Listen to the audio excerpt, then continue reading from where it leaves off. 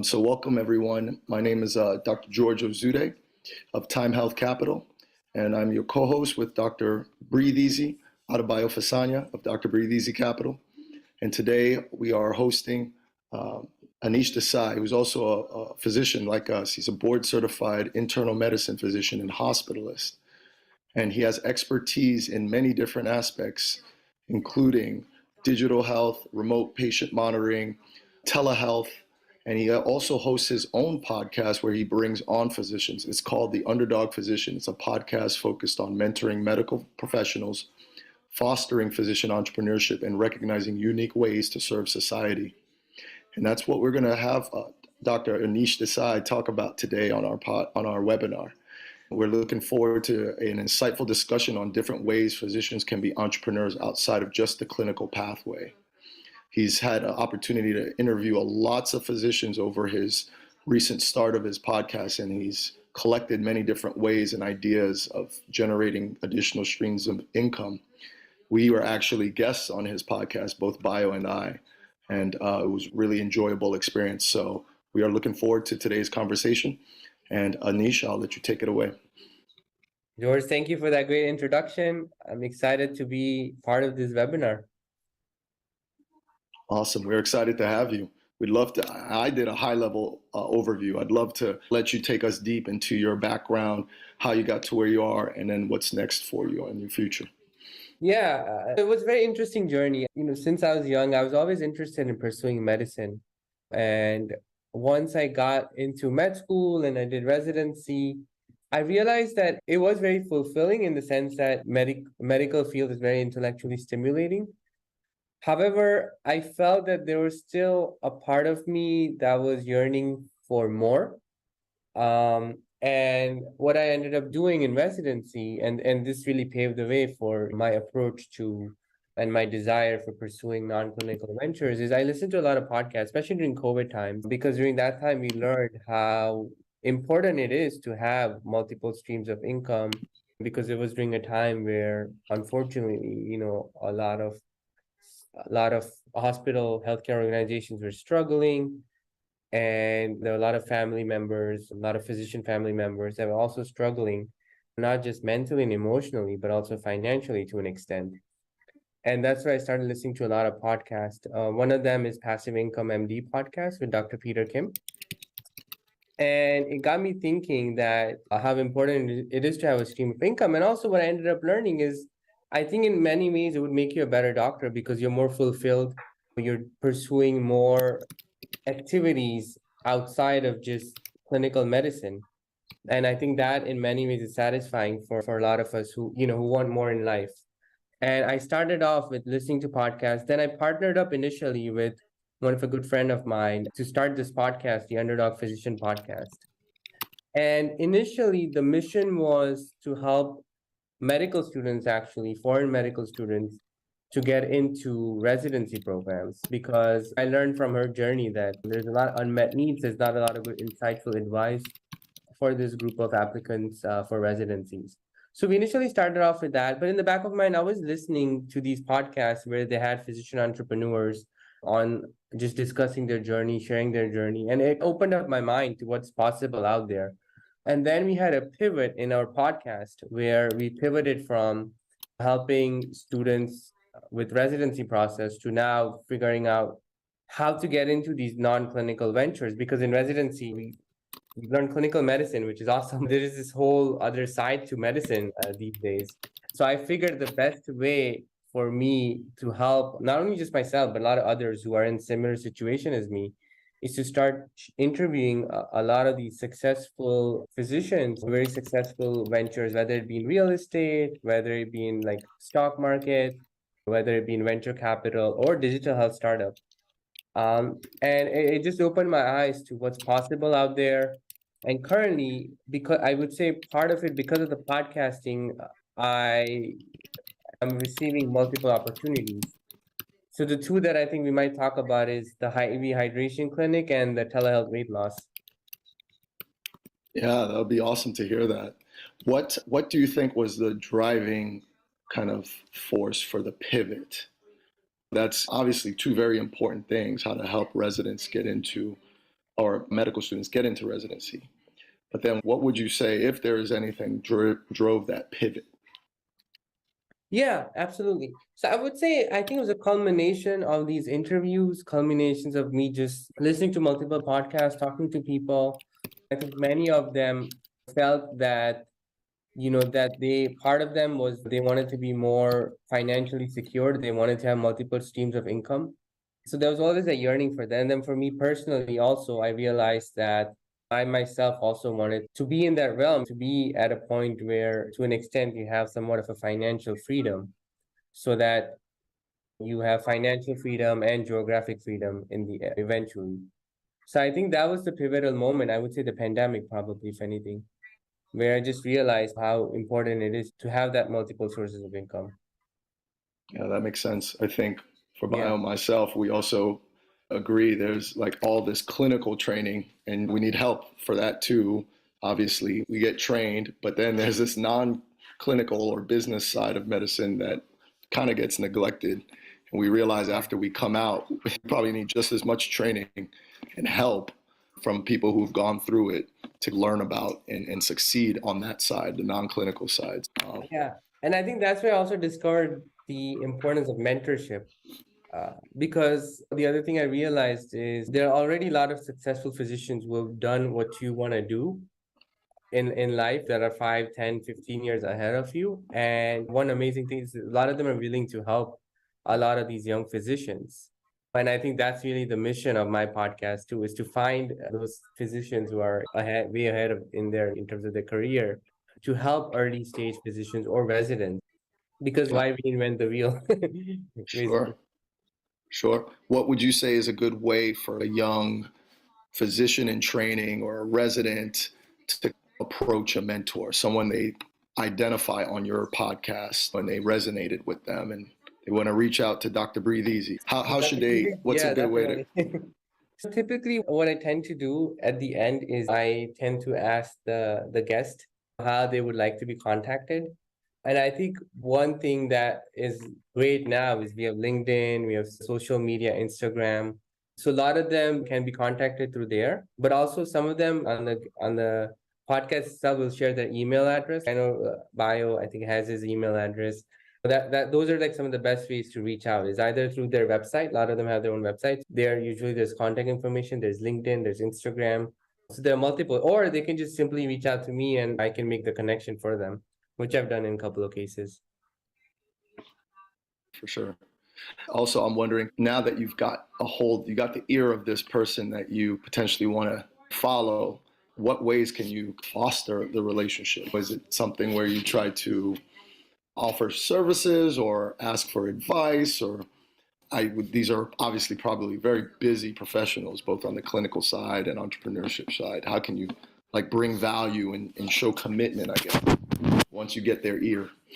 Yeah, absolutely. For a majority of them, I do keep in touch with them via LinkedIn, and I would periodically just check up on them, just follow up with them, see how they're doing. So if they were, say, for instance, they're working on a particular project that I remember, oh, in May, this project, they'll be submitting this, or they'll be, raising capital for this. Just follow up them with it periodically. Hey, how are you doing? How did it go? To just build that, to keep that connection going.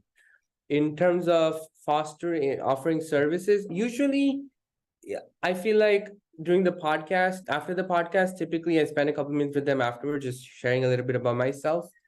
And at that point, if they feel like I'm a good fit for what they're looking for, usually they reach out to me, which has only happened once so far.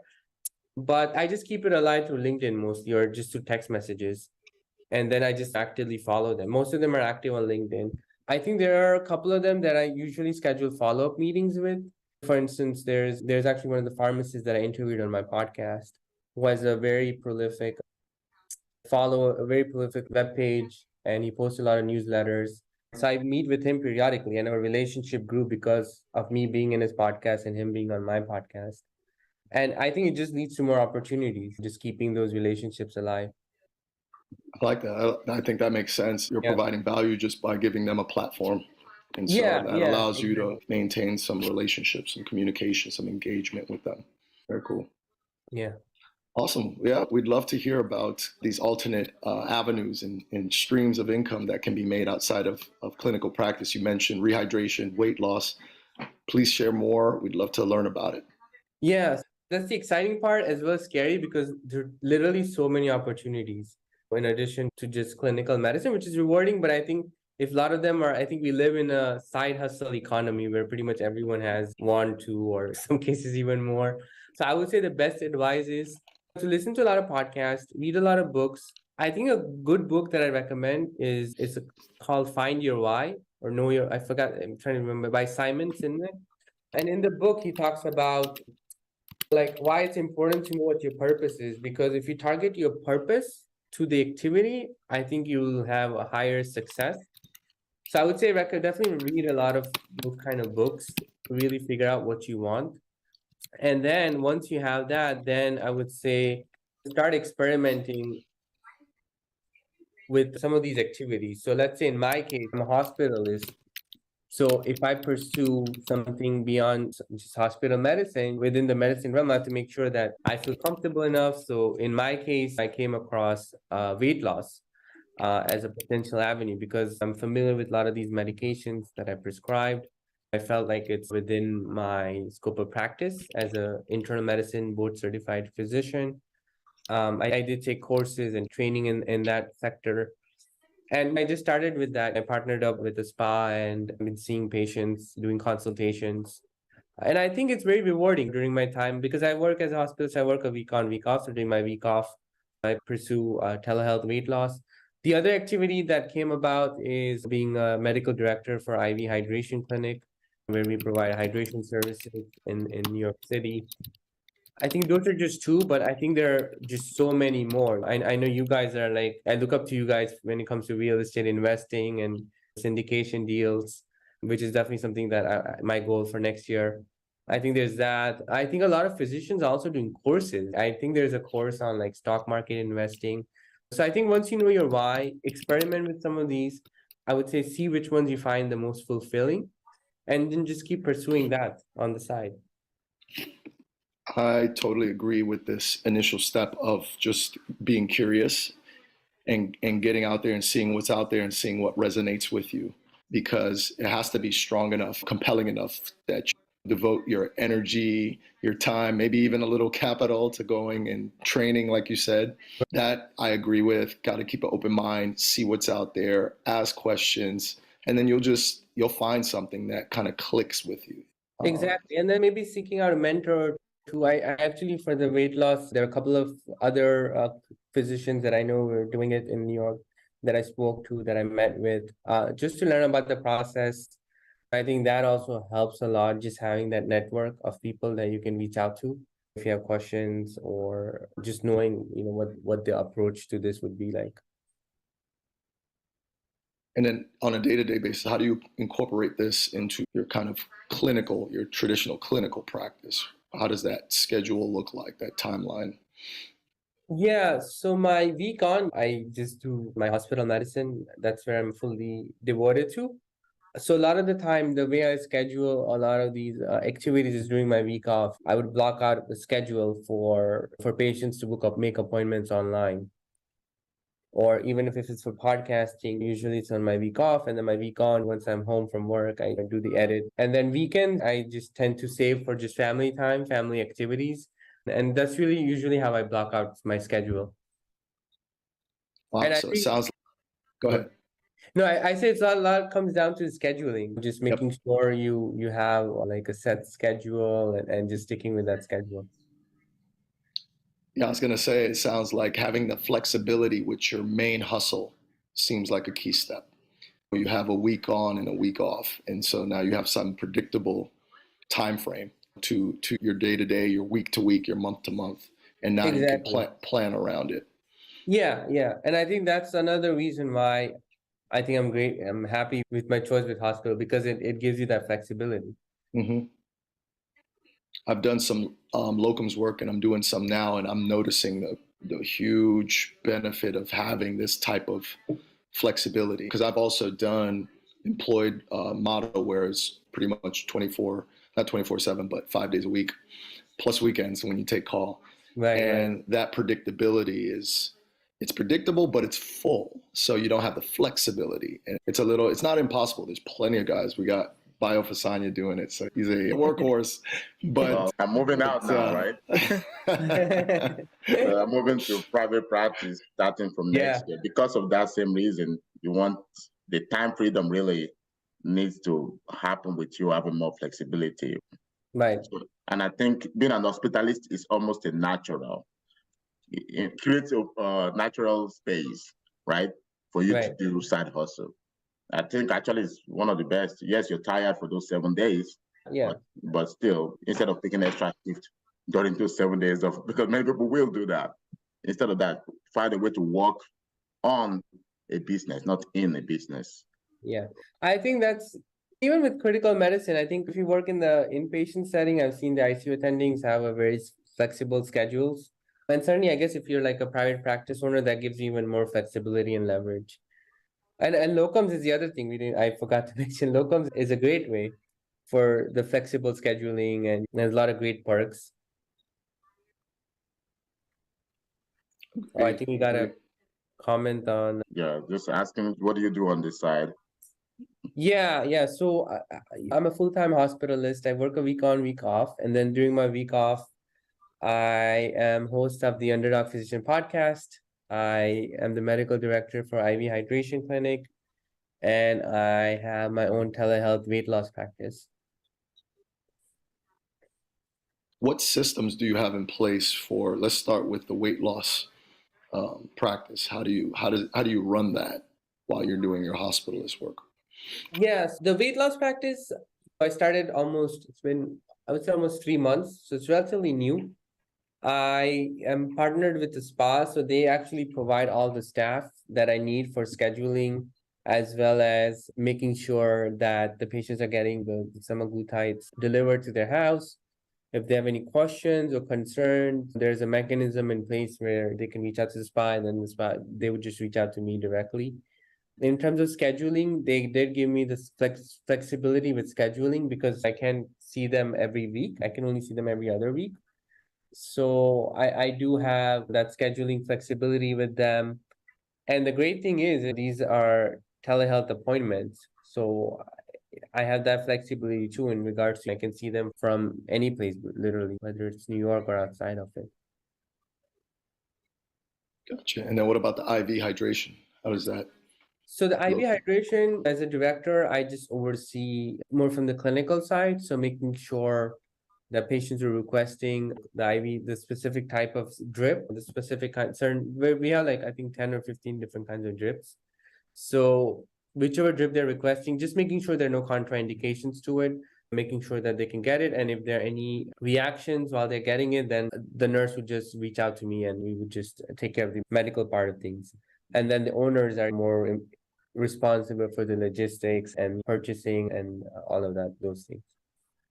Okay, so I think that's huge, key, important. You found systems that were already in place, infrastructure, businesses that you were able to join and bring your MD credentials to them and essentially grow with them, add on to them. Exactly, yeah. And I think that's a huge way to leverage your degree is I think we realize that there are a lot of great entrepreneurs who have all these great ideas, but a lot of them don't have the clinical background that we do as physicians. A lot of them are looking for medical directors or medical officers if it's a startup. There's also something called fractional CMO, where you basically the chief medical officer on a fractional, so it's not a full-time basis, which allows you to continue working your full-time job at the same time, providing your clinical expertise as a chief medical officer, which is amazing. With a fractional title, does that also, and I'm curious, I've heard this title before for CFOs, for COOs, but with this fractional designation, does that allow you to work for multiple different companies as a CMO? You can work for 2 or 3 companies as a CMO? Oh, if you can work as, I'm not sure exactly how it works with multiple companies. But it depends on the company, what sector they're in versus the company. If you have multiple companies in the same area, it might be a conflict of interest. Right. I imagine that if it's separate realms, then it might not be that bad of a conflict. It's interesting. First time I've heard of it for CMO, but it makes sense. You can, like you said, if it's different sectors, you can be medical director for assisted living and then for a DME company. Exactly. I'm director for three. At one point, I was ICU director, pulmonary rehab director, and director for our DME company. And you could be 10 directors, just depending on how much you want to take on and what are your responsibilities. We do have some few questions though. But I think one thing that I've noticed, I think there was like a Medscape survey done. I think I would say that majority of physicians who have side hustles, I think most of them are in the real estate. They're concentrated in real estate. I think that's still been the trend, like for last 5 years at least. Maybe it's time to come out of it now. Well, maybe it's time to add it in as an additional source. I think Airbnb is pretty popular. I know there are so many courses on that too. Yep. Yeah. I think with real estate, it's relative to some other opportunities. It's like slow moving. I remember that was my thing when I was looking at different alternate streams of income. It's like, what's not so volatile that I can still practice my full-time gig, but devote enough time to understanding the other gig, the side gig. And real estate kind of moves slow enough where you can grasp it and understand it and touch it.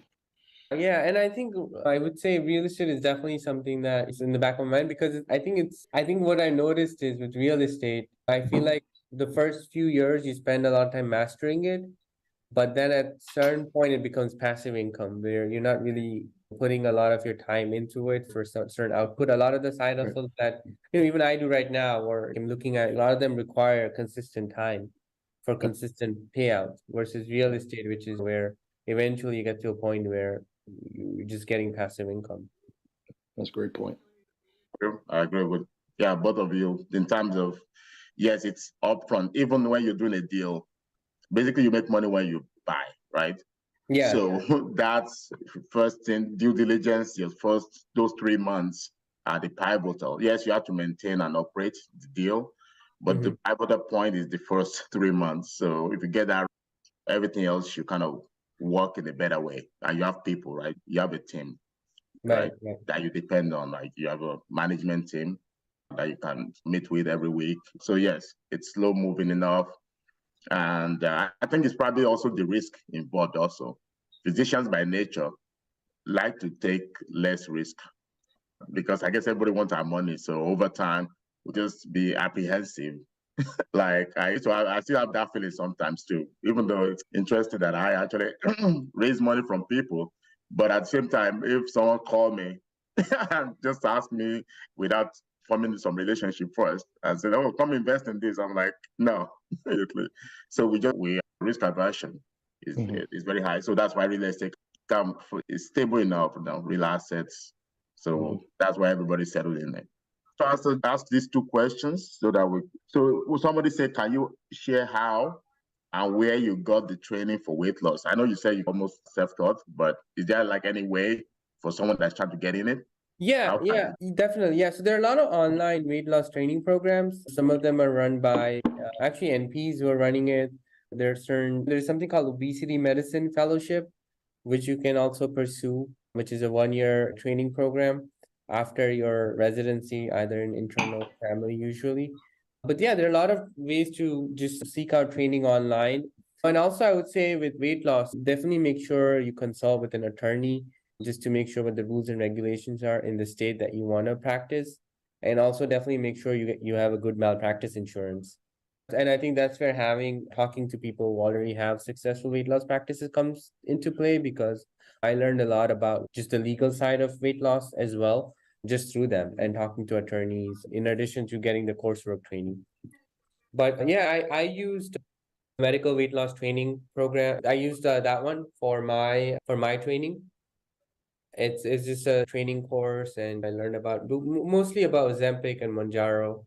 learn about the contraindications. And then some of them also give you, this one did too, about how to structure the business, and you get lifetime access to any updates that they have in the coursework. Can you send us what's the name of the program itself? Yeah, medical weight loss training. That's it, just straight up. Yeah. Medical weight loss training. Okay, awesome. So if we can find that and post it in the chat, that would be nice at some point. And also, someone asked, are you a partial owner in the med spa? Do you get a share of the profit, or do you get paid salary? No, right now I'm not the owner. I'm currently paid per, basically salaried, you can say, paid per patient. But who knows in the future? I have a personal question. Do you believe that these side gigs that you do can replace your income? That's a tough question to answer, because I think the thing is with, a stable, W2 job, it's with weight loss, there's always changes in rules and regulations. I think as it gets more and more regulated, it might be challenging to keep a steady stream of income. So I would say that I think that if the best way to replace your salaried income is to invest in assets that would appreciate over time and generate steady cash flow. I think the business side of telehealth weight loss is definitely lucrative, and I think it can definitely, match to an extent with my current hospital's income, but I don't think it would be stable and steady. I think there's always changes in rules and regulations. There's always a lot of competition within the space. And yeah, in the future, I'm not sure what it's like, just based on the telehealth weight loss. Now, if it's a medical spa, I would say definitely, but if it's just solely telehealth weight loss, I think it's going to be challenging to fully replace or exceed that salary. Because many people start slowly, right? Like the strategy I employed was just start replacing, I call it by days, right? So basically, Yeah. I'll probably say I replaced 2 days Right. out of the 5-day income Yeah. right now, and then maybe 2.5 after a while. Yeah, Which means you can take 2 days off without any repercussion, exactly. and then eventually get to full, which you can absolutely just do zero. Yeah. You never want to do that, but I just like to have it. Right. Yeah. I think it's more of a supplement to anything than a complete. So at least the people that I know, the ones that I spoke to, actually two of them are med spa owners who were able to essentially retire, but it's more because they have multiple med spas in the area, and they've been in the business for like at least, I think, 7 years, and the other one is 12 years in business. Yeah, but I think just the telehealth side of things, weight loss on your own, that's a tough one. But I like the concept of days. You can easily replace, I would say, 4 or 5 days easily. Out of the month. Yeah. I also have another question. So I know you say you do a lot of podcasts with a lot of people. So can you give us maybe not a comprehensive list, like what you've talked to different people about, apart from real estate, med spa, telehealth? What are all the other side gigs that you see that are high yield that you think people can do, that you've talked to, like people that talk to you about on your podcast? Yeah, I think the couple of them, the ones that struck out the most, the first one was with Dr. Faruqi, who talked a lot about clinical consulting work. He talked about his journey from basically just becoming a full-time, just pursuing non-clinical venture just for full-time. He's now working for a startup company. And I think he shared a lot of insights in regards to networking and developing a lot of connections with the industry. If that's something you're interested in actually med school and residency, as opposed to finishing residency and then starting, because I think a lot of them are receptive to hiring new grads, but new grads who they have a relationship with for several months to several years. And that could just be as simple as serving as a as an advisor to them. And I think in the beginning, also being ready to work for free and providing your services and showing them what value would bring to them for a couple of months as an intern. I think he shared a lot about just networking. New York, there are a lot of these startup meetups, a lot of these panels, and just going out there, introducing yourself and forming those connections. I think that's the key that I learned from him. The other venture that I think it's pretty lucrative as well, which I don't think I've seen as much, is medical education, especially with AI. So I had the opportunity to have Dr. Shiv Gaglani from Osmosis, and he shared a lot about how medical education is changing. And I think education in general is changing. And there'll be a lot more opportunities for clinicians to get involved in reshaping how medical students learn anatomy, pathology, in a world where information is at your fingertips. I think those are two sectors, clinical consulting and medical education, where I think there's going to be a boom. Could you go into even a little more depth on the clinical consulting side? What would be expected of me as a physician if I get taken on with a firm for clinical consulting? What would I absolutely be doing? So, as a clinical advisor, so I was an advisor for two companies in the past. Typically, what the structure is, a lot of these are startups, bootstrap startups, and typically they would expect you to. So I'll talk about the one that I was involved with, which was developing a software for identifying patients at high risk for hospital-acquired infections. So we were focused on CAUTI. And what the goal was, what was expected of me as a clinician was to identify trigger words that in a patient chart would alert the EMR or the clinician that, hey, this person is high risk for CAUTI, so we need to be extra cognizant of putting Foley's in and just monitoring more closely. So it was just more like providing more clinical feedback, clinical insight on the software development from an algorithm standpoint that, hey, these are the key clinical words to look out for, and just contributing it that way. And then also the other way that I was involved with them is they wanted to market their software. So we had to have meetings with a lot of VPs of healthcare firms. And I would be the one doing a product demo and explaining as a clinician how this would benefit me if I was working for their health system. And I think the roles vary depending on what kind of startup it is and what their need is. But it's always a good idea to figure out from the get-go what services they're looking for, what your expertise is, what your specialty is, and whether you can be of value to them. Gotcha. That helps clarify a lot. Thank you. Yeah. The closest I have to that is, I think, is Angel MD. It's a medical startup company. Yeah. So we do actually many people in our group that are on the board. So I'm on the board of that too. So to be on the board, so you have to attend meetings, and there are once in a while somebody will come and pitch ideas. Let's say there's a particular company, and then you analyze it. For me, if it's in the pulmonary world, I give my own opinion. Nobody's gonna use this. I believe that I've been looking for something like this. There used to be a time somebody tried to put something on top of a stethoscope to make it clean, something like that. It was like a file.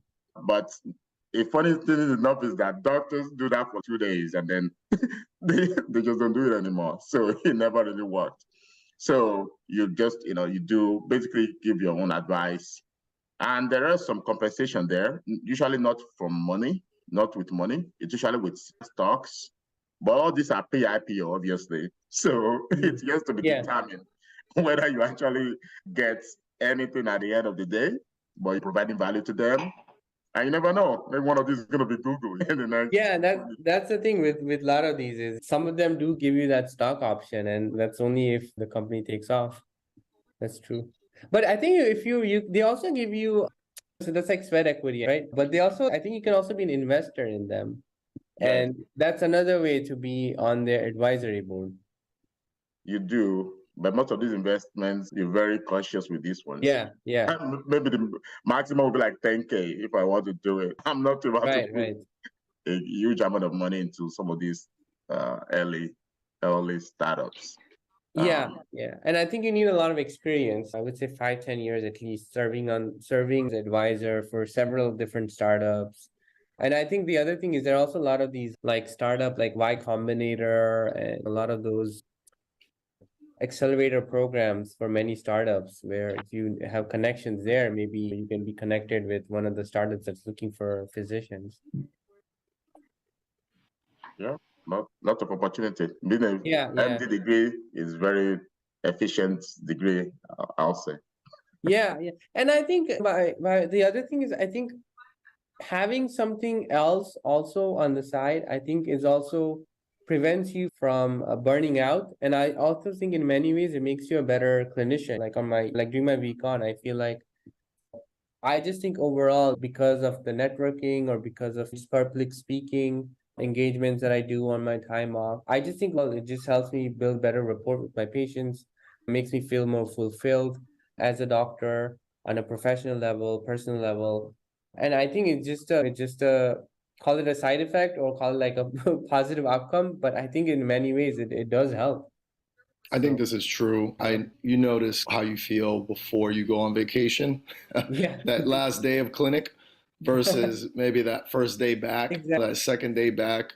If you get time off to devote your bandwidth to something else, whether it's Exactly. vacation or another side project, just something other than the day-to-day grind, it Right. resets you in a bit. And I've noticed that for sure. I come back, I'm a lot more engaging. I'm just a better physician when I go Yeah. do something else for a little bit of time. And as I've done more locums, I've definitely noticed that. I just enjoy my day-to-day more because I know I'm working on something a little different today. And Right. so everything I do gets that benefit, you know? It's cool to me that I have 2 or 3 different projects that I'm really focusing on building and still taking care of patients clinically. Yeah. So I agree with this. Yeah, I agree too. And my addition is the autonomy part of things. I know it's the people that go to medicine, obviously, we're like type A personalities, right? Most of the time. So we want to be masters in things. And with medicine, when I go there, even though critical care, I do feel in charge most of the time, but oftentimes administration will remind you that you're not. So and then you get that kind of, I'm not so like decrease in your maybe esteem or ego and things like that. And then but then when I go to my real estate world, I feel more in charge, right? I host Right. meetings. I'm like trying to get people together, the team together. So that to me, you give that fulfillment that there's an area of my life where I feel like I at least have some form of better control. So, and it helps me because then when I go to work, people are like, man, how do you have all this energy? Why do you have so smiling? People think I smile too much sometimes at work. I'm like, this is just me. Life is good. Yeah. Because I know once I'm done here, I go do something else. Yeah, So, they say laughter is the best medicine. yeah, so I think so. Yeah, definitely. I think, yeah, having something else that you do, that Yeah. you master, not just do. I say master it. Right. Yeah, that autonomy part, definitely. I think with having a side hustle or something else, definitely, definitely gives you that autonomy for sure. Also, it is more advanced in terms of when you have enough passive income. Now you can start talking out, like you can now voice your opinion a little bit more. When I started at my job, obviously, they call you to meetings, and you absolutely know that what you're saying is totally not the best interest of either patients or the staff. But at that time, I was like, man, I have student loans. And I need to survive. I have kids, I have a wife, so let me just buy it. But now you're becoming more vocal. You can say things like, you know what, I'm not going to do this. I cannot participate in this. So I Definitely. think that's also good. Yeah, And it gives you voice. yeah, give you a voice. And somebody said something so freeing to know you're not tied down to one institution. Yeah. Independence. Hey, Yeah. So Anish, I had a question about for the future for you. What do you see any additional side gigs, alternate streams? You mentioned real estate. what do you see as long as along the lines of the future for your Yeah, endeavors? definitely. This is always something that's evolving, and I think this is the best time because now it's the start of a lot of us are like figuring out New Year's goals and resolutions. So I did a lot of thinking on this. I think real estate is definitely something that I want to be more involved with on an active side. I think so that's going to be a goal just because it's stable. I think at certain point it becomes more asymmetric in the sense of the effort you put in versus the reward that you get. So I plan on incorporating real estate more into as one of my side hustles. In terms of which route I'll go, I'm thinking whether I'll go the like single family investing route versus a multifamily syndication. So that's something that I'm still reflecting on. But I think that's one source. And then I think the weight loss and the hydration, I'm just gonna keep it on. And then certainly continuing to practice. And I think actually that's how I envision my like career 5, 10 years from now, continuing the hospital medicine route. And then on my week off, just being open to new opportunities that are out there. I think with AI, there might be even more opportunities for us, like down the road. So I'm always keeping myself open to that. And certainly just that. And then certainly making time for friends, family, and all of that as well, because that's like a core part of who I am. And yeah.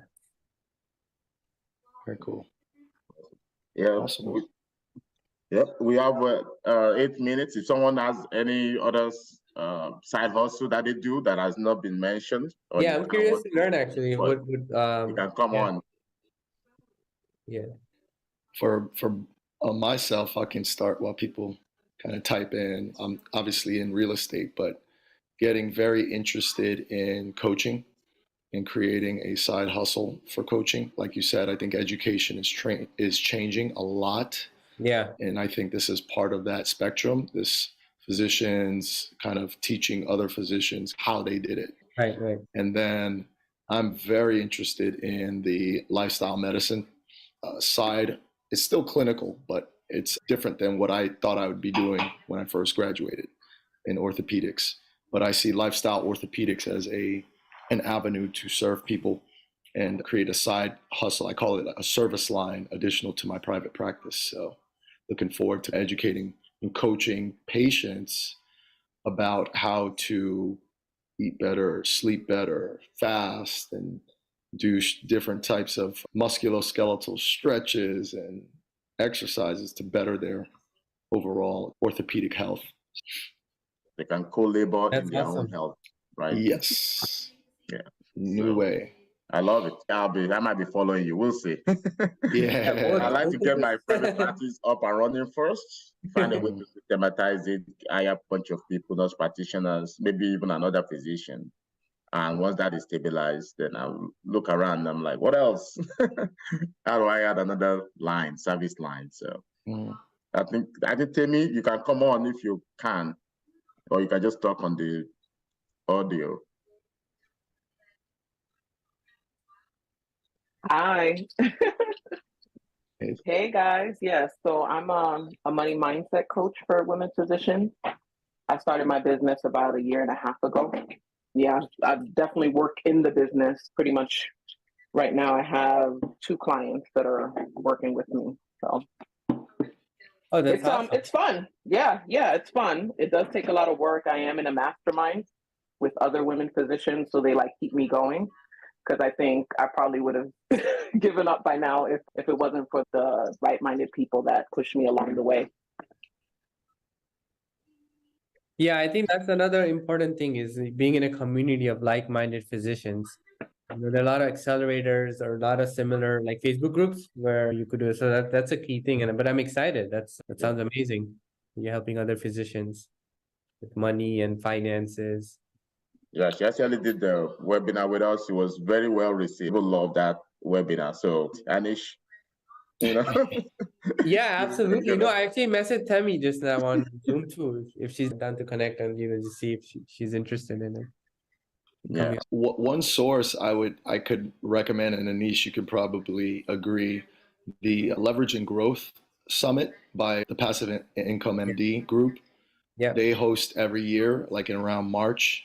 and they bring on tons of physicians who talk about all the different side hustles that are out there that you can do. Some people are doing medical authorship, so they're helping writing not just journals, right? They're helping writing like marketing content for a pharmacy company or for a medical device company. Like they need somebody to actually write the marketing flyers, pamphlets, the digital stuff.